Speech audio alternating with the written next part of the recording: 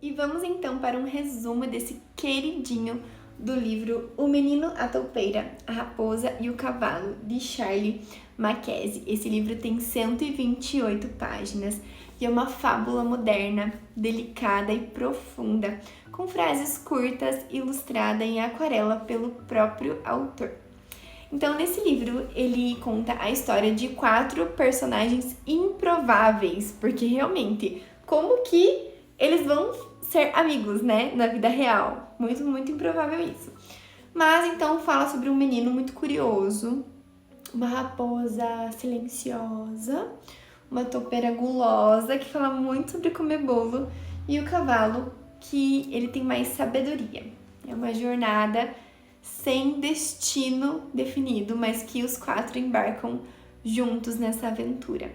E cada personagem representa aspectos do nosso mundo interno. Então é muito interessante, pois o autor ele traz realmente como se fossem 4 personagens bem diferentes, bem característicos que a gente pudesse se identificar. Inclusive eu sempre pergunto para os meus pacientes qual personagem que ele mais se identificou e por quê. Então, o menino fala sobre a curiosidade e sobre as inseguranças humanas. Você também é assim, curioso e inseguro? A toupeira fala sobre os desejos, sobre a gula, sobre os impulsos, mas também sobre o acolhimento. Ai, quem que não tem uma compulsão, às vezes, né, alimentar ou de gastos financeiros, né? E a raposa fala daí sobre o medo, sobre o trauma e sobre o retraimento. Então, aquela pessoa mais introspectiva. E o cavalo sobre a sabedoria, a aceitação e a calma. Ao longo do caminho, eles trocam frases curtas e perguntas filosóficas e declarações de afeto. É um livro que nos lembra que a vulnerabilidade é força e a gentileza é revolucionária, pois ali esses 4 personagens eles se permitem serem vulneráveis um com o outro. Veja que não tem nenhum que é perfeito, né? Cada um na sua singularidade, mas todos são gentis, né? Todos se aceitam, né? Como são, tanto nas suas qualidades quanto nos seus defeitos. E tem algumas frases marcantes do livro que eu gostaria de compartilhar aqui com você. Por exemplo, a pergunta mais corajosa que você pode fazer é: você pode me ajudar? Ser gentil com você mesmo é uma das maiores gentilezas. Às vezes, só o amor é suficiente. E qual a coisa mais corajosa que você já disse? Perguntou o menino. Socorro. Ai, gente, esse livro é incrível, né? Como eu falei, parece uma bíblia, né? Que em qualquer página que você abre, tem uma mensagem ali pra você, né? Por exemplo, eu acabei de abrir aqui de novo, né? Pedir ajuda não é a mesma coisa que desistir, afirmou o cavalo. É se recusar a desistir. Ai, como é muito terapia isso, né? Eu usei muito esse livro nas minhas divulgações como psicóloga, tirava uma foto da página e publicava, porque é muito lindo, muito, muito lindo. Ui! Peraí que caiu meu fone. Então vamos falar de algumas aplicações, né? Como colocar em prática esse livro na clínica, né?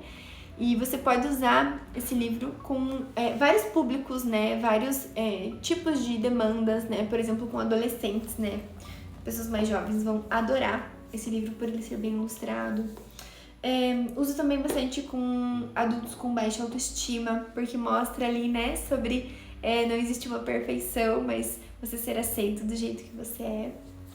Também é um livro importante para pacientes em sofrimento emocional, claro, de leve a moderado, né? Porque podem ver que tem um mundo em que ele pode se conectar. E também um livro interessante para pessoas que têm dificuldade de se expressar emocionalmente, porque ele traz frases, né, curtas e profundas também, tá? E como usar, né, a TCC no meio de tudo isso. A gente pode usar, por exemplo, a reestruturação cognitiva. Você pode usar frases do livro para identificar pensamentos automáticos do seu paciente e provocar reflexões importantes. Por exemplo, tem uma frase aqui, né? Não vou conseguir abrir agora, mas que é bem linda, que diz assim: você é importante e amado exatamente como é. E tem muitos pacientes que não acreditam nisso, né? Então você pode usar de uma intervenção realmente terapêutica, né? E perguntar para o paciente que pensamento automático surge quando você ouve isso, né? Provavelmente o paciente pode pensar várias coisas, como por exemplo, nossa, não é verdade, ou não acredito nisso, ou nunca ninguém vai me amar, né? E assim você pode identificar algumas regrinhas, né? Algumas crenças centrais disfuncionais, né? E trabalhar com o seu paciente, né? Assim, você pode, além de identificar as crenças negativas, trabalhar as evidências a favor e contra desse pensamento bem RPD mesmo, né? Mas um trabalho, assim, bem dinâmico também, tá? Uma outra dica seria você trabalhar a autocompaixão com o seu paciente, né? Através das falas, por exemplo, do cavalo e da toupeira, né? Incentivar o paciente a praticar gentileza consigo mesmo, né? Aqui fala muito sobre gentileza na história dos personagens, né? Eu não vou fazer realmente todo um resumo aqui, porque o livro é curtinho, eu gostaria muito que você lesse.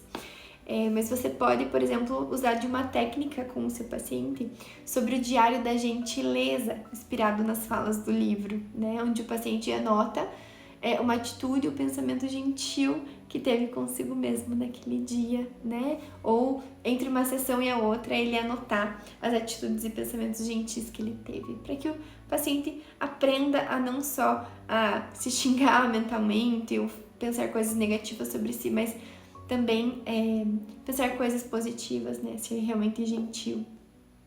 Uma outra ideia, né, de técnica é usar os cartões de enfrentamento.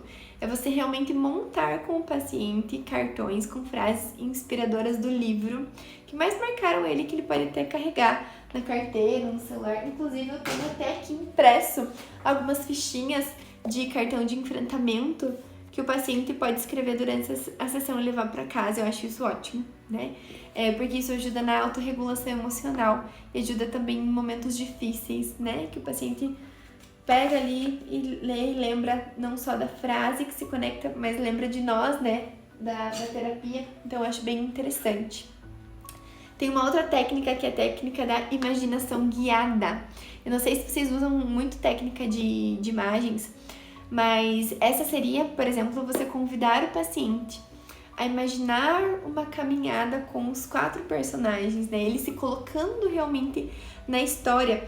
E essa técnica eu acho bem interessante, porque você pode perguntar, né? Por exemplo, se você estivesse com o cavalo agora, o que ele diria pra você, né? Então, para que ele possa também ouvir realmente, emocionalmente, o que os personagens diriam pra ele, né? Isso ajuda na ativação dos esquemas positivos e resgate de recursos internos, né? Ai, que eu tô falando da TCC e da terapia de esquema ao mesmo tempo, mas é bem legal. Vocês podem também usar a técnica da cadeira vazia, né? Ou seja, você pedir pro paciente imaginar um dos personagens sentado numa outra cadeira vazia no teu consultório ou do outro lado do sofá, para que o paciente possa dialogar com esse personagem ou com cada um dos 4 personagens, né? Trazendo suas próprias vozes internas, né? Tipo, por exemplo, o que você gostaria de falar então com o menino, né? O que você gostaria de falar com a toupeira, com a raposa, se você se identificou mais com a raposa, que é mais introspectiva, né? Então isso ajuda bastante a trabalhar, por exemplo, a autocrítica, né? Ou as partes fragmentadas e o desenvolvimento da autocompaixão, o paciente conversar com ele mesmo, né?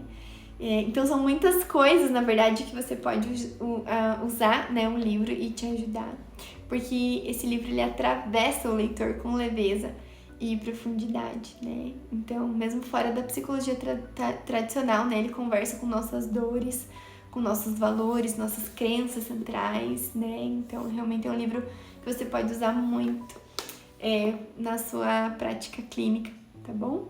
É um excelente recurso para você. E espero que você tenha gostado aqui desse resuminho, né? Foi mais algumas dicas práticas para você. E se você quiser comentar e compartilhar alguma coisa sobre o livro, fique à vontade aqui embaixo nos comentários, tá bom? Um beijo e até mais!